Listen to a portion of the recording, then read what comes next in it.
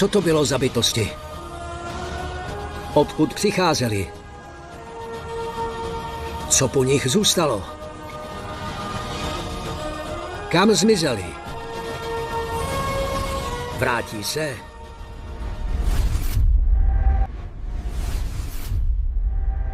Naše historie je plná příběhů o civilizacích, posvátných místech a technologiích. Na tomto kanálu se vydáme po stopách dávných legend, monumentálních staveb a kontaktů s vyspělými bytostmi. Příběhů, jako jsou obři, náhodná zmizení nebo záhady UFO. Nezapomeňte odebírat kanál Vox Temporis. Každé ráno v Egyptě je krásné.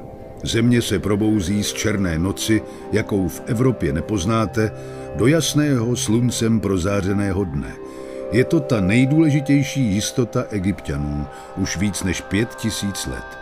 Ale teď už na jiné téma.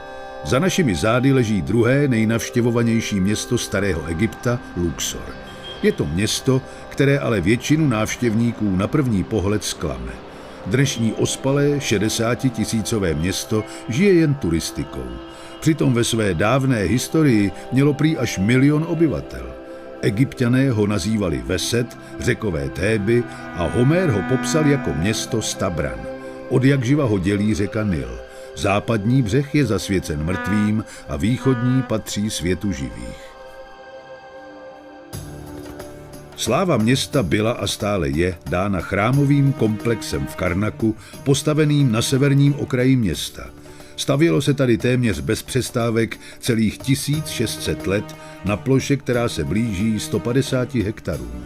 Ostatně i proto nikdo nikdy nezpochybnil údaj, že se jedná o největší stavební památku na světě. Karnak, starými Egypťany nazývaný nejvybranější z míst, byl po tisíciletí politicky, ekonomicky a hlavně nábožensky nejvýznamnější chrámovou institucí země s bohatstvím, které záviděli i panovníci. Původně bezvýznamné místo na jihu Egypta, kde byl uctíván místní bůh Amon, doslova rozkvetlo na konci 21. století před Kristem, kdy se místním vládcům po dlouhé době rozvratu podařilo poměry v zemi uklidnit a dostat Egypt pod svoji kontrolu. Téby tehdy byly poprvé prohlášeny hlavním městem a do té doby nevýznamný bůh Amon byl povýšen na nejvyšší státní božstvo. Tím byly položeny i základy rozkvětu jeho zpočátku skromného chrámu.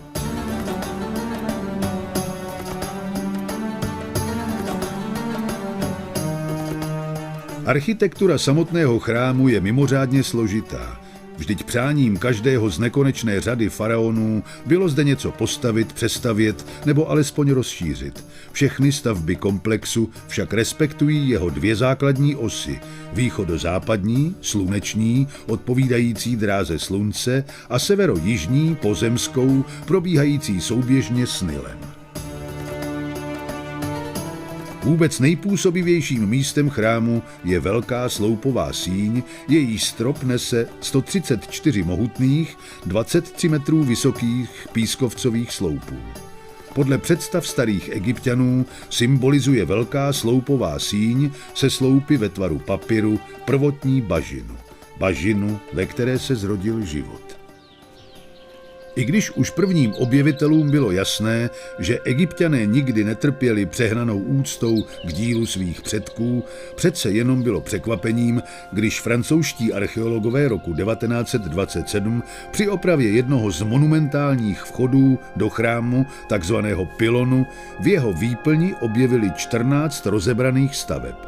Nejstarší z nich byla Bílá kaple Senusreta I. z 20. století před Kristem. Žádný z bloků nechyběl, reliéfy zůstaly nepoškozeny a tak bylo rozhodnuto svatyni rekonstruovat. Bylo to nesporně šťastné rozhodnutí. Stavba je dnes považována za nejušlechtilejší příklad architektury střední říše. Podobně byly objeveny i zazděné Achnatonovy sochy z chrámu, který byl v Karnaku po jeho smrti zničen. Velkým překvapením byl objev takzvaných talatátů ze zničených Achnatonových chrámů v Karnaku. Jsou to cihly přesných rozměrů. Jedna strana představuje 3 dlaně arabsky 3 se řekne taláta. Dosud jich bylo objeveno přes 30 000 a zatím se nepodařilo vypracovat způsob jejich sestavení, až na tuto náhodnou kolekci. Archeologové ale nestrácejí naději.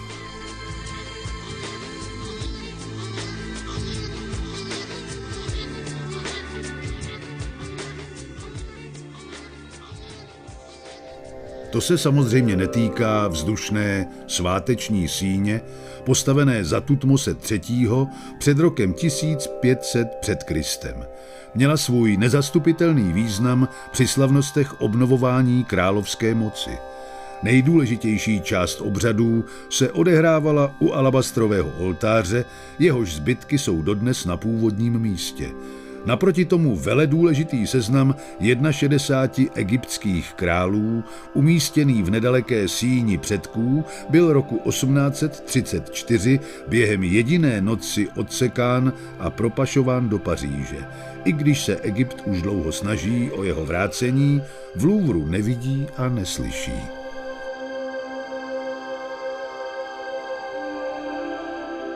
Stejně je to ale s podivem.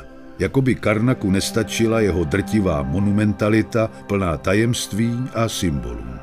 Celá staletí, pravidelně jednou za rok, byla na jednu z bárek naložena zlatá socha Amona a v majestátním procesí dopravena do 3 kilometry vzdáleného dalšího luxorského chrámu, známého jako Amon Ipet, což znamená Amon v harému. Loučíme se s Karnakem na nejpoetičtějším místě celého chrámového komplexu. Toto je posvátné jezírko napájené vodou z Nilu. 260 metrů dlouhý chrám v Luxoru je považován za jednu z nejatraktivnějších a turisticky nejpřitažlivějších památek v Egyptě. Dokonce je nazýván Mekou turistů. Chrám postavil Amenhotep III., jeden z největších stavebníků Nové říše. V rozšiřování chrámů pokračovala celá řada jeho následovníků, mezi jinými i Tutanchamon, Ramese Veliký a dokonce i Alexandr Veliký. Chrám v Luxoru hrál v náboženském životě Egypta velmi důležitou úlohu. V intimních částech chrámu se odehrávaly složité obřady. Bůh Amon, sedící v posvátné bárce a přenesený sem z Karnaku, buď alejí Sfink, spojující oba chrámy, anebo dopravený do luxorského chrámu na lodi po Nilu, vzal na sebe pro tuto příležitost podobu královnina pozemského ženicha. O tom, že královna porodí syna, potomka faraona a boha, se dozvěděla od kněží ve zvláštní, do temnoty ponořené svatyni na konci chrámu v takzvané síni božského zrození.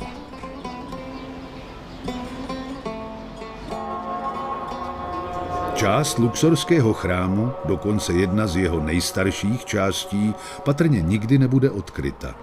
Na pískem zcela zavátém chrámu, mimochodem ještě roku 1885 z chrámu byly vidět jen hlavice sloupů, byl totiž v 6. století postaven kostel, později proměněný na mešitu. Mešita Abu Hagága je velmi slavná, je nejvýznamnějším poutním místem jižního Egypta. Když archeologové na konci 19. století z chrámu odstraňovali písek, museli samozřejmě toto posvátné místo respektovat. Vždyť zde je pochován šejch Abu el-Hagág, o němž se tvrdí, že do Luxoru přinesl islám. I tak odkrývání chrámů trvalo desítky let. Přitom nadšení vzbuzovalo poznání, v jak dobrém stavu se památka zachovala. To už ale dávno neplatí. Velká Asuánská přehrada totiž zvedla hladinu podzemní vody. Ta, jako ve spojitých nádobách, zvedá hladinu spodní vody, z níž vzlínají soli ze zbytků umělých hnojiv do velmi porézního stavebního kamene. Krystalizující soli ohrožují stěny se vzácnými reliéfy a někdy je i trhají. Došlo to tak daleko, že některá místa v chrámu musela být pro veřejnost uzavřena. Sloupoví na západní straně nádvoří Amenhotepa III. Se začalo nebezpečně naklánět. Bylo nezbytné je rozebrat a znovu postavit na betonovou desku. když práce roku 1989 postoupily i na východní stranu nádvoří, nejen památkáře, ale doslova celý kulturní svět ohromil mimořádný objev. 26 nádherných soch ležících pod úrovní podlahy. A jak se sem dostali? Jednoduše. Chrám byl sochami přeplněn a na další nebylo místo. Proto byly rituálně pohřbeny. Dnes jsou sochy vystaveny ve zvláštní expozici Luxorského muzea a považovány za největší objev v Egyptě konce 20. století. Sochy z dioritu, žuly a vápence dnes obdivují návštěvníci z celého světa. Kolekce je unikátní i tím, že sochy jsou nepoškozeny. V tak dokonalém stavu se nedochovaly nikde v Egyptě.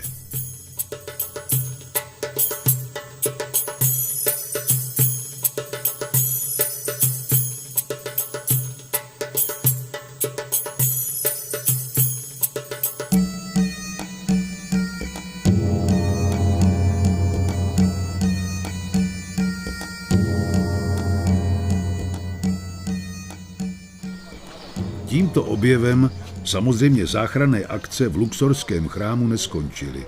Část památky se bude muset rozebrat až do základů. Ty je nezbytné zpevnit, zabránit dalšímu přístupu vody a vše znovu uvést do původního stavu. Ale i to je obrovský problém. Při zpracování potřebné dokumentace egyptologové s hrůzou zjistili, že srovnáním se 100 let starými snímky zmizela pětina chrámu. Celá pětina kamenného chrámu se už rozpadla nebo byla rozebrána a zcizena. A pak, že slova o propasti času jsou jen literárním obratem. Přes veškeré úsilí archeologů a památkářů nejsou daleko od pravdy obavy, že egyptské památky nemusí ve své dnešní podobě přežít příští 1 či 2 století. Nezapomeňte odebírat kanál Vox Temporis.